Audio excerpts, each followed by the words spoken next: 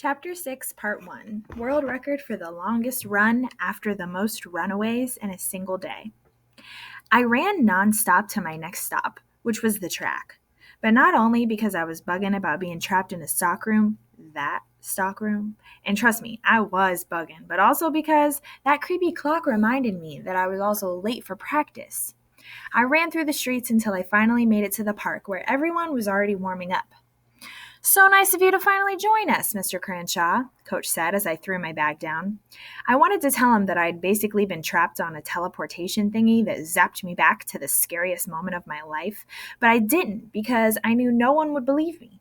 So I just sat down on the bench, kicked my half shoe off — thankfully everybody else was focused on stretching and not my feet — and rolled my pant legs up.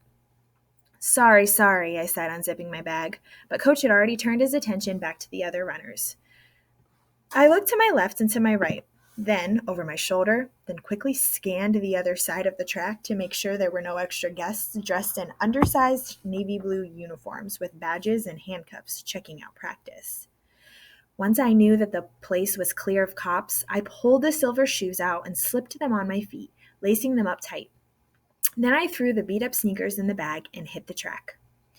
"So today is Thursday," Coach said as I sat down to join in on the much needed stretching. After spending the day with fire in my legs, stretching made so much more sense now.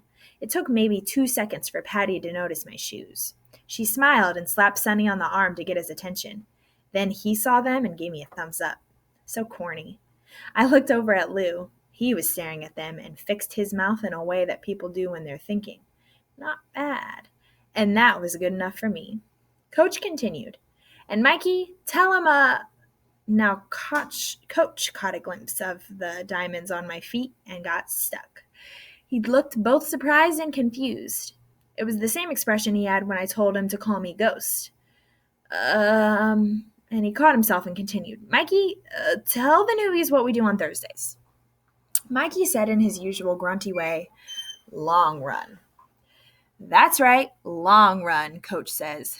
"That is about conditioning, not speed, and everybody has to do it." And let me tell you, when he said long run, there were a few things I hadn't thought about. The first was that I hadn't had lunch because of the whole running out of school thing, and I was starving and wouldn't be able to eat until after practice.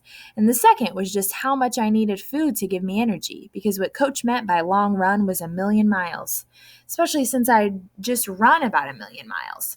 From the school to the store and to the store to the track. Then a crazy thought hit me. Was he punishing me for stealing even though he didn't even know? Or did he? Nah, he didn't. He couldn't. He didn't. This was just a coincidence.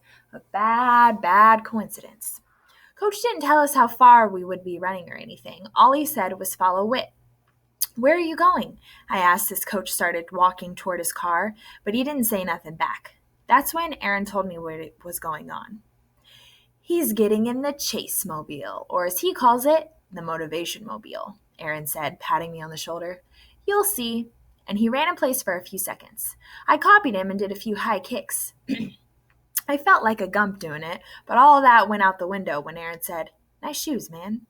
I was going to tell him that I called them the Silver Bullets, but decided that probably would have been too much.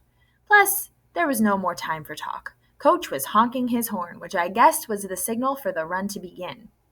Coach Whit took off, and we all ran behind her off the track and out onto the sidewalk as if we were some kind of running mob of obstacle course contestants, dodging people and car doors, ducking under store awnings, and jumping over random bicycles.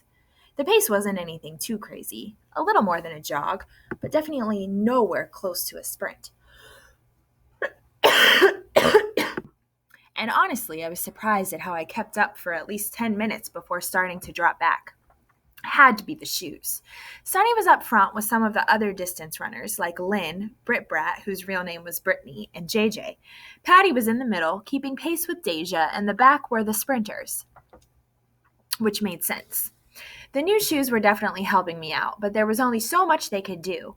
At about 25 minutes, which was longer than I'd ever run, I eventually fell behind the other sprinters, putting me in last place.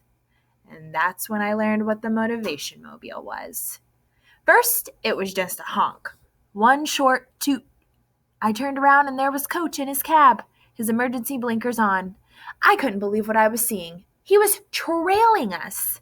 Then came the long honk. Then the megaphone. Coach rolled his window down and started screaming at us. Well, really just me through it. "Pick it up, Ghost, pick it up," he screeched, his voice loud and crackly. I won't lie, knowing he was on my heels like that, watching every step I took definitely put the pressure on. Made me feel like I was being chased, which is always the easiest way to keep running. I knew that. A couple hours ago, I had been running from invisible cops, and there was that time I got chased by a dog, hanging out on the basketball court, hoping somebody would pick me to run. This older dude that everybody calls Sicko was there playing. He's one of those dudes with a crazy eye who never goes anywhere without his dog. He had the fathead mutt tied to the leg of one of the benches, and when I went to go pet it, stupid I know, it got to barking all crazy, jumping at me, snapping its mouth. I backed away, but it kept lunging until finally the leash popped. It just popped! That dog chased me around the court and off the court, and I didn't stop running until I got home. That might have been the fastest I had ever run. Well, the second fastest. Anyway, I won't lie. I never caught up to everybody else, even with Coach pretty much yelling at me through his stupid megaphone the whole time. He was leaning on the horn like a crazy person, everybody on the street looking at me, some totally confused and some actually cheering me on. I didn't even come close to finishing with everybody else, but I didn't quit. I never stopped running. As everybody except for Sonny lay down on the track trying to catch their breath, Coach had his cocky grin on his face as he came over from his car like he knew he had worked us to death. "Coach Witt, who shined today?" he asked, jingling his keys. Coach Witt stood with her hands on her head, her face and the parts between her braids glistening with sweat. "I gotta give it to Sonny, Coach. The kid stuck with me the whole time." Sonny lit up. He wasn't even tired. Like running 800 miles or however many we just ran was no big deal to him. And I'm sure almost everybody else, felt like, I don't know, like we had become slime. "Good job, Sonny," Coach said, giving him a high five. "I told you vets to look out for him, didn't I?" Mikey and Aaron and Britt Brat and JJ and pretty much all the other vets groaned, but I could tell they were impressed by lanky-legged Sonny. Patty jumped up and gave him a high five as well. "Yo, you like an alien," she said. "Yeah, man, you got legs," Lou followed, and then he turned around to me. "You too, Ghost. Them new shoes ain't give you no new speed, but you ain't quit, so, yeah." "Thanks," I said. "You too." I don't know why I said you too. It just felt like a reflex. It didn't even really make sense in this case, but that's what came out. Okay, Coach said. "Y'all can hug and that tomorrow at the newbie dinner." "What's that?" Patty asked. "It's tradition. Every year I take the newbies out for Chinese food for the first Friday of the season. It's like a bonding thing," Coach explained. And then, looking from me to Lou to Patty to Sonny, one by one, he added, "What, y'all don't like Chinese food?" Of course, we quickly answered, "Nah, Chinese is good." "Definitely. Sounds good to me. I'm cool with it." Coach, with the new key ring now on his middle finger, spun the keys like cowboys do with their guns in the old movies. Mr. Charles was always watching. "Okay then," Coach said. "Now give me 2 cool-down laps and get off my train."